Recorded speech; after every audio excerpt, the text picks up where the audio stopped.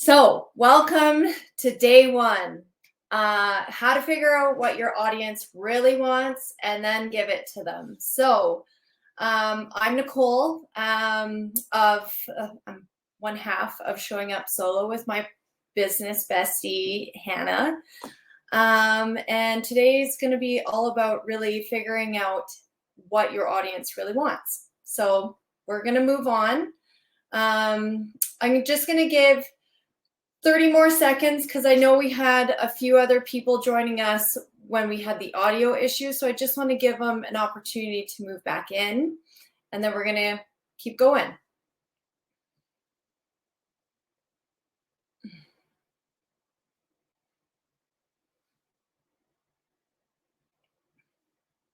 Okay, so welcome. We're Hannah and Nicole. I'm sure you read some of this, but we wanted to set out to create a one-stop solution for small business owners who want to streamline their marketing strategy. So, and save more time and be able to do the things that they love and enjoy.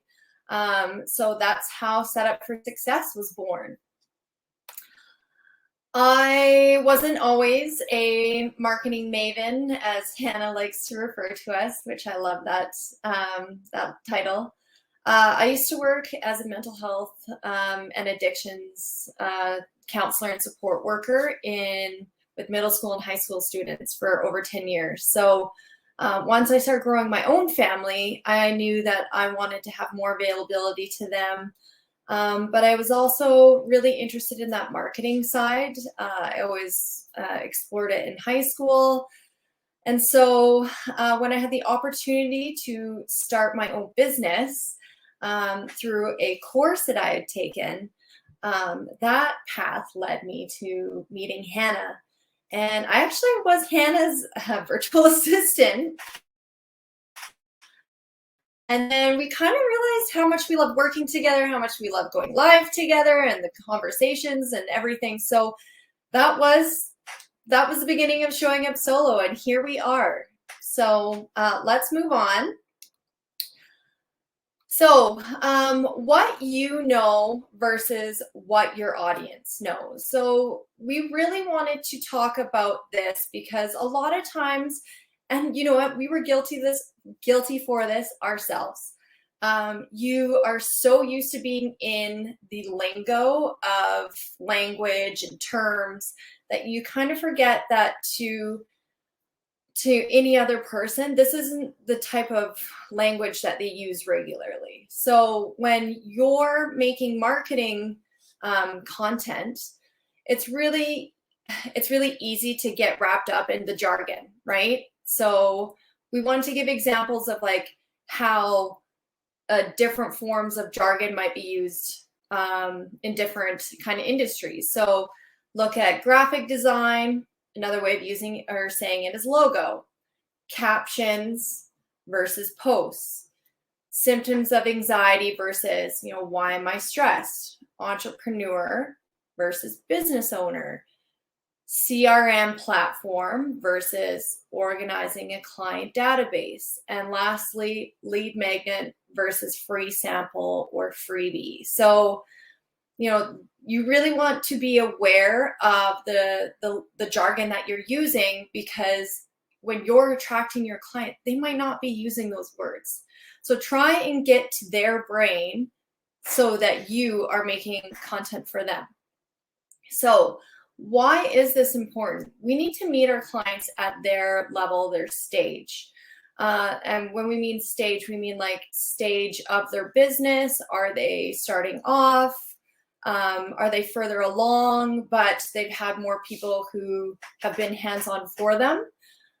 So many professionals market their businesses like they are talking to colleagues. So, I've talked about this. I've been guilty of this myself. It's like you're making marketing for, say, someone else who has an online business doing marketing. But that's not who my ideal client is. My ideal client is service-based business, female entrepreneur who might be a coach or a therapist, and they're needing some help with marketing. So need to get in their brains when you're creating this content. So who is your ideal client avatar? And if you were able to look at the podcast episodes that Hannah and I shared, as well as the templates, the worksheets that we shared, we really wanted you to get a taste of who your ideal client is, so that when you're coming up with content, you really know what their problems are. So knowing who your target audience is helps you to create content that attracts the right clients. So understanding what your ICA, what your ideal client's problems are, makes it easier for you to find solutions for them. So think of it as you're the guide on a tour and they bought tickets and you're essentially trying to help them get from A to B. So you know the journey that you want them to get on or to travel on. So your job is to build trust while also presenting engaging and educational content. So again, why is this important? So many entrepreneurs, small business owners, have a fear of narrowing down their ICA. So because you have this fear that if you are too specific in identifying who your target audience is, you're going to lose the potential of working with all these other people. Yes, you might not have these other people who are attracted to your content. However, what if you are attracting more qualified and engaged leads? These are the people that see you, they trust you, they've identified you as the expert, and now they want to work with you. That is the goal of creating content, is having people connect, build that know and trust factor. So here's an example of an ideal client avatar. This is Dana. Dana is a mother of 2 kids, 10 and 8 years old. She's currently lives in the suburbs and carpools with her partner to work every day.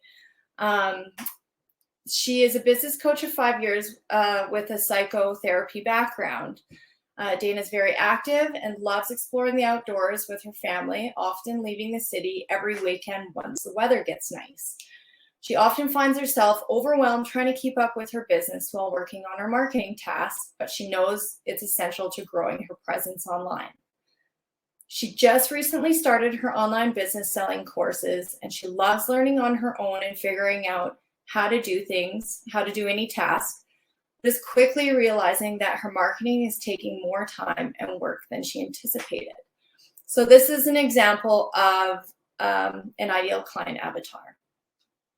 So knowing who this person is, what her problems are, this is going to help you in creating content that is attracting similar people just like Dana. So how to find your ICA's pain points or problems. Again, you want to be aware of the jargon and the real problem. So some really great tools that you can use, social media search engines like Instagram, Pinterest, and YouTube. If you've looked in the search bar in either of those platforms, you can literally put in a keyword and it will give you any kind of account or anything related to those things. With Instagram, you can use hashtags and essentially look for specific things that maybe your ideal client is looking for. So with, say, for an example, your ideal client needs help with email marketing. You might search hashtag email marketing tips. And through there, you can kind of find some inspiration. You might see what kind of people or what kind of questions people are asking through there. I really, really want to strongly advise that inspiration and stealing content are completely different. It's more of gathering research and information about your ideal client's pain points rather than using that content.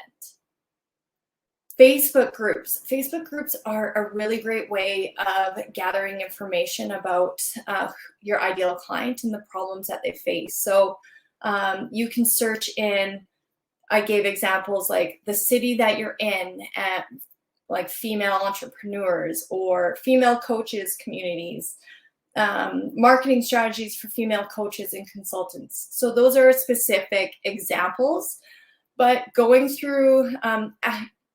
into those groups are a way for not only for you to, build connections with other people, but a lot of people ask questions, and a lot of people ask similar questions, and you can kind of pick up on trends. What kind of questions are being asked all the time? And a big one that I personally love are questionnaires. So intake forms and feedback forms. So these are great tools in determining what kind of trends the clients that you've worked with, why did they reach out to you? What kind of problems were they looking for a solution?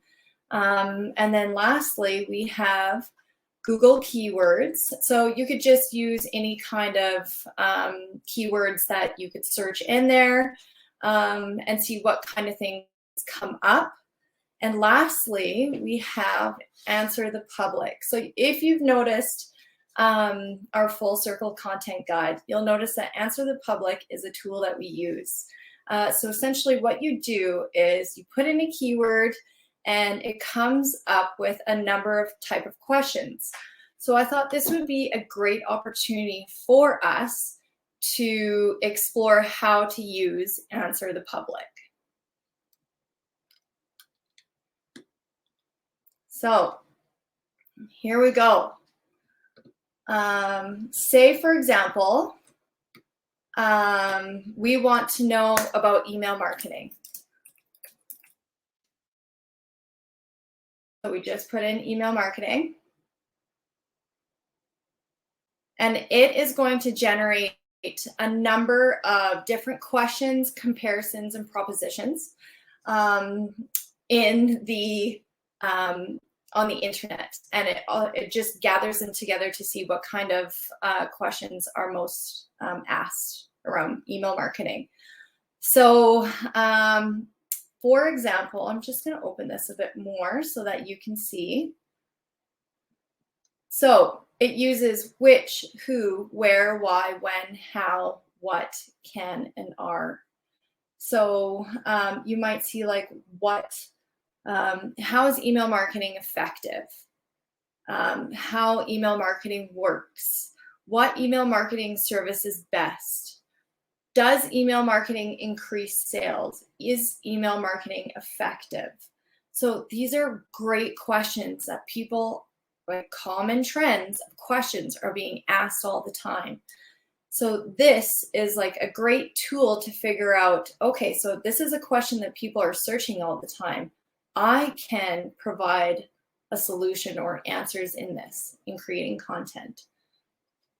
So it's kind of identifying those content pillars for you. If you go further down, you will notice the prepositions around questions. So here's one. Email marketing is considered to be which type of tactic versus email marketing without consent. So again, it's identifying questions that you're able to use as your content pillar, essentially, and then elaborating from there and educating your followers. Okay, so further down, you can go to comparisons. So email marketing and SEO, email marketing and CRM, email marketing versus Facebook ads. And so if you see, I clicked on it and it opened it up. Okay, so we're gonna carry on. So going back to our questionnaires, or even just questions in general, questions to ask about your ideal client. So here's some great examples of how to gather this information. You might go into your Instagram stories, so in your polls or in your DMs. So if you have some followers that maybe you're connecting with through your DMs. You don't want to do a cold question. But if there's someone that you've been connecting with, maybe they already have questions, it's a great way to just engage in a conversation. Intake questionnaires, testimonials, and in-person conferences. So now that the world is opened back up, people are starting to go to conferences again. So connecting with other people, asking questions about their business and what kind of things that they're typically looking for. So, what are you struggling with? What kind of hesitations did you have before working with someone or myself? What surprised you? How was your business life before working with me versus after? So we've used a question like this in a testimonial. If your business was perfect, what would it look like? And what is the biggest barrier to achieving your goals? So these kind of help people dig a little deeper to find out what kind of problems they have, and it gives like more of a picture of their journey of what it was like before and how did it improve. So now that you need to pick your topic. So now you know who your ICA is asking or what they're asking. How can you answer this? You want to pick a question and jot down 3 to 5 key points to cover. Don't make it too complex, and you're not writing a textbook. So, for example, Dana is looking for tips or tools to minimize her time and working on her online business. At first, she thought she needed someone to manage her social media, but after discussing her marketing strategy, she quickly realized that it's not set up to work effortlessly. So topics that you might educate Dana or others similar to her may look like tools or resources to help in scheduling, content creation, etc., or even educating her about online marketing. So these are just examples. So for you, we really strongly encourage you to go on camera. What you're going to want to do is find a quiet, well-lit space with some natural lighting. You can also use a ring light. I'm using one right now. Phone or webcam is fine. You can try StreamYard, which currently this is being streamed into Facebook, which goes live into LinkedIn or Facebook, and you can record ahead of time, so you don't have to worry about going live if you're not comfortable at first. Take a deep breath and record. A pro tip that Hannah and I have, and pretty much like how we started showing up solo, was that we invited a friend. So invite a friend to record with you through Zoom or Google Meets call, and then post when you're ready. You can edit your video in Canva or even on Loom or even in your iPhone.